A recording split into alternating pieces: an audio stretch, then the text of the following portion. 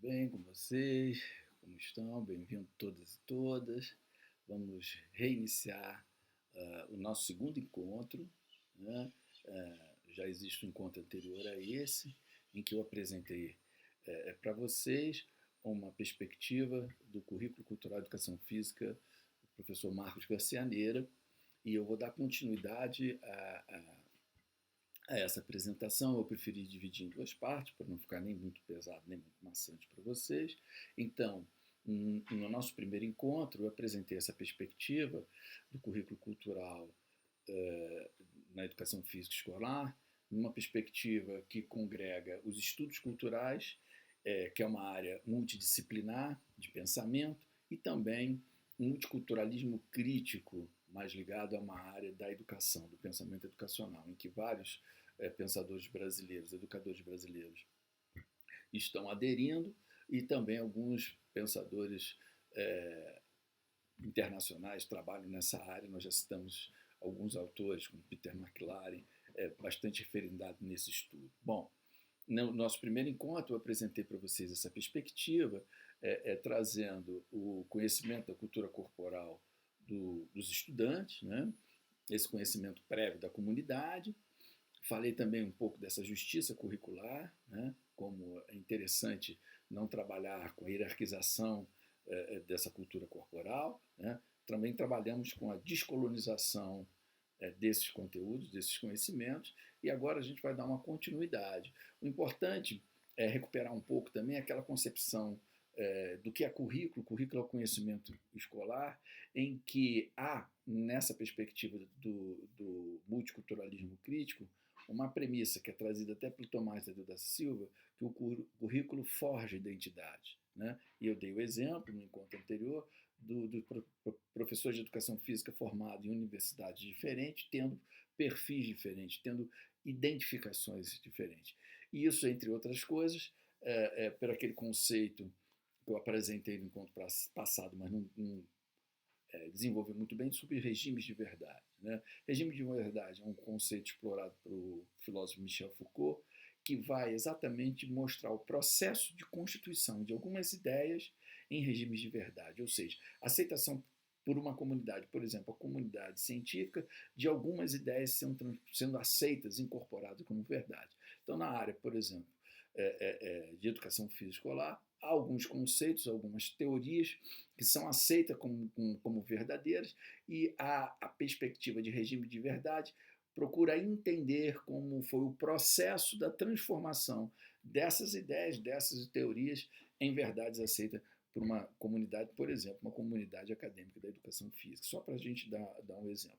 Então, esses currículos fazem adesões a essas teorias, a esses regimes de verdade, e a partir daí começam a criar, ou como nas palavras de Tomás Tadeu da Silva, forjar identidade, né?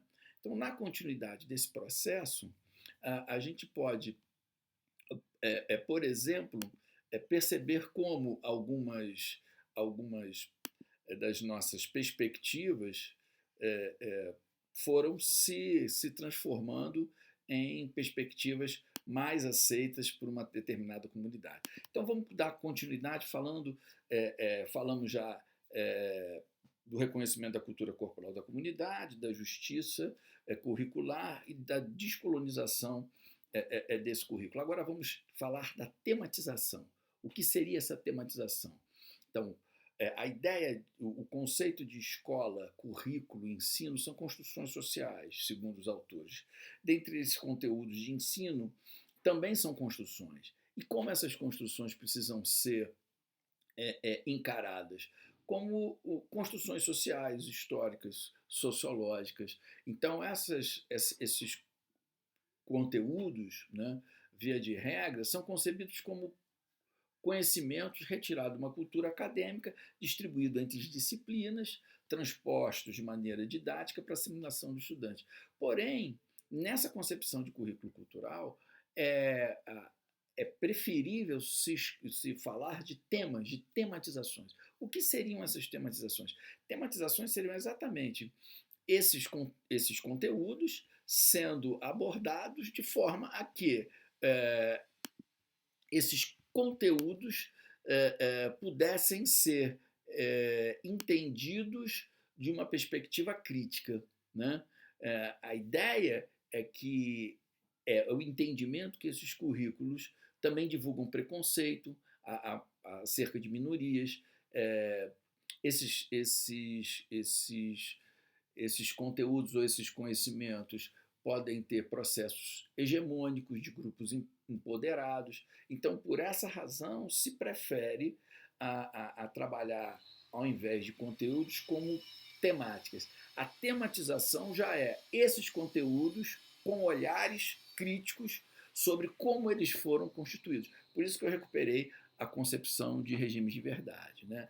Então, a tematização já é a problematização desses conteúdos, por isso vem como um tema, porque eles são controversos, o que a gente pode considerar que as práticas corporais não se apresentam de uma forma hegemônica, existem conhecimentos ou temáticas que têm preferências, que têm predominância sobre as outras. Então, trabalhar nessa perspectiva é começar a colocar esses conteúdos a serem enfrentados numa análise crítica, né?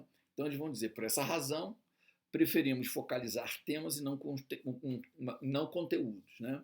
Então, eles fazem um trabalho de uma triangulação, ou seja, professores, estudantes e outros saberes, por exemplo, os acadêmicos, teorias sobre educação física escolar, e no bojo dessa situação se obtém uma nova produção de sentidos, que é chamada, essa nova produção, exatamente essa tematização.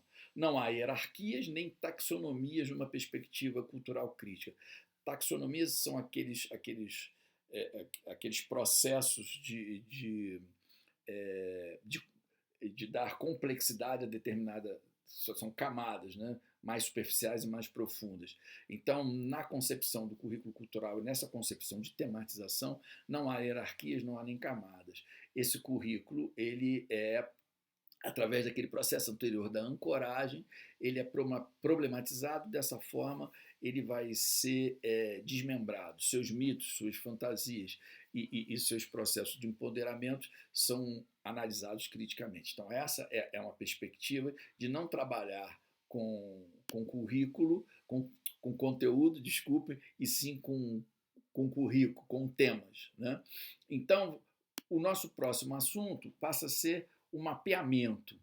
Então, depois que a gente organiza uma ancoragem, né, puxando lá do encontro passado, né, a gente faz, na verdade, um reconhecimento dessa cultura, a gente faz um processo de justiça curricular, depois faz um processo de descolonização desse currículo, e depois a gente vai fazer uma ancoragem desses conhecimentos, né, para depois a gente partir para uma tematização, ou seja, esses não são tratados como conteúdo, mas sim como temas problematizados, tematizados.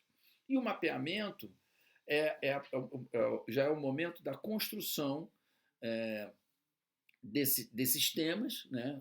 Organização desses temas, numa seleção de manifestações de culturas corporais, de práticas corporais, que serão estudados no correr do ano letivo. Então, esse mapeamento vai ser uma tomada de decisão sobre quais temas nós vamos apresentar e vamos organizar para desenvolver durante esse período letivo, né? A partir desse mapeamento, desse patrimônio cultural corporal disponível na comunidade, em conformidade do que defende o multiculturalismo crítico, a partir todos desses pressupostos que a gente apresentou.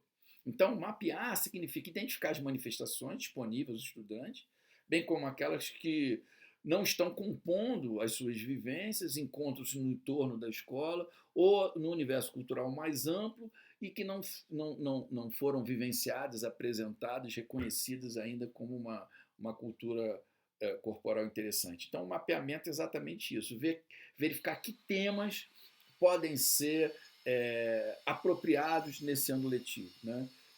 Eu chamo isso de uma espécie de um diagnóstico, né? É um planejamento junto com um mapeamento, né? Então, uma análise diagnóstica preliminar, quais tematizações nós vamos organizar, nós vamos apresentar em determinado ano letivo, né? determinado período, como queiram, né? Há também o processo de ressignificação. É como um reinventar, é como um reviver as práticas corporais ou vivenciá-las de outra forma, né?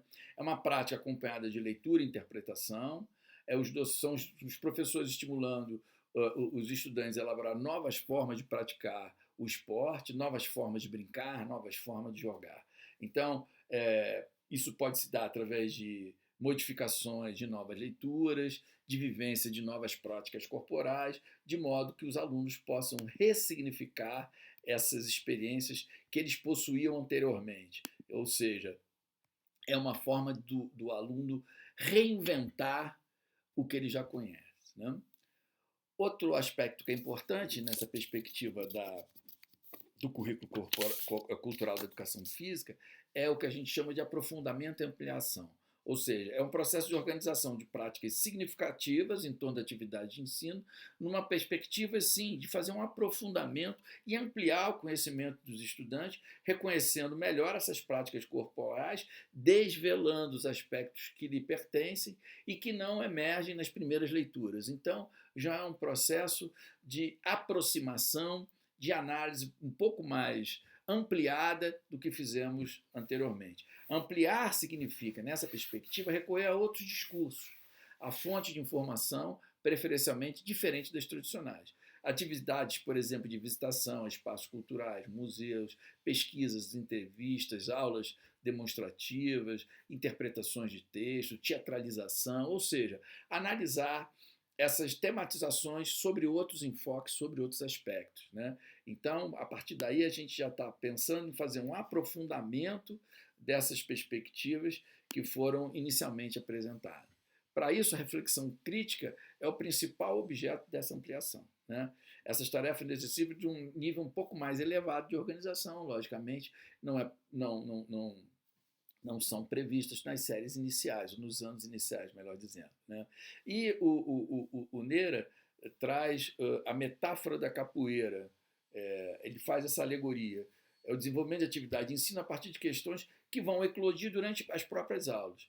E aí ele vai trazer essa metáfora da capoeira dessa forma. O capoeirista não joga com base em uma sequência pré-estabelecida de movimentos, mas é um leitor atento do que é produzido pelo seu adversário.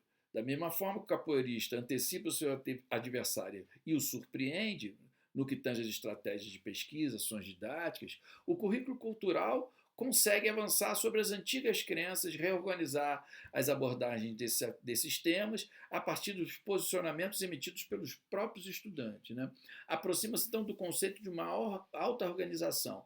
Ele vai acontecendo ao longo do tempo, ele vai se permitindo ao longo da apropriação dos próprios estudantes por esses processos todos interligados, que vão tematizando, analisando, criticando, ressignificando esses conhecimentos, e nesse processo vão se construindo novas abordagens, vão se construindo ampliações, aprofundamentos sobre essas temáticas desenvolvidas, né?